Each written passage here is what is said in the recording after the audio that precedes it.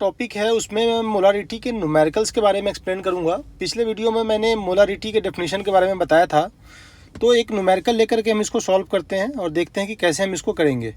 तो फर्स्ट जो हमारा क्वेश्चन है, calculate the molarity of NaOH in the solution prepared by dissolving its 10 gram in NF water to form 500 millilitre of the solution.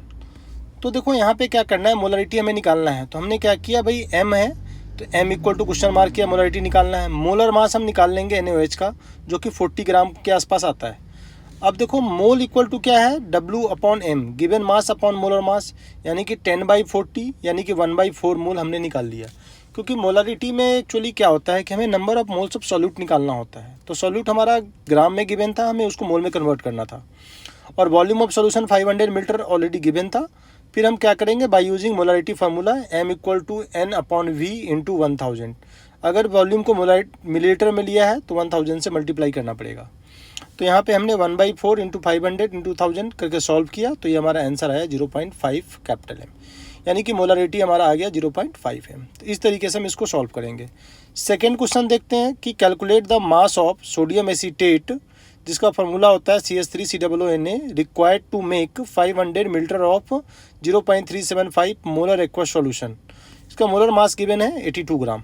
तो यहाँ भी देखो, हमने यहाँ क्वेश्चन में मोलारिटी गिवन था 0.375, volume of solution 500 millilitre given था, और हमें मोलारिटी का फार्मूला यूज़ करें capital M equal to N/V into 1000, क्योंकि मिलीलीटर में लेना है। यहाँ भी हमने मोलारिटी की जगह लिख दिया 0.375, यहाँ पे N निकाल लेंगे, 500 दिया हुआ है, यानी कि मोल हमारा आ गया 0.375/2।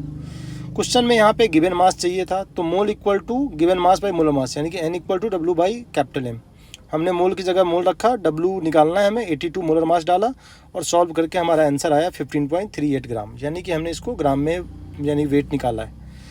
थर्ड क्वेश्चन देखते हैं हम लोग कि what is the concentration of sugar, जिसका फार्मूला C12H22O11 है, if its 20 gram are dissolve in water to make volume 2 litre. देखो यहाँ भी मोलर मास हम शुगर का निकालेंगे, C12H22O11 342 ग्राम आता है।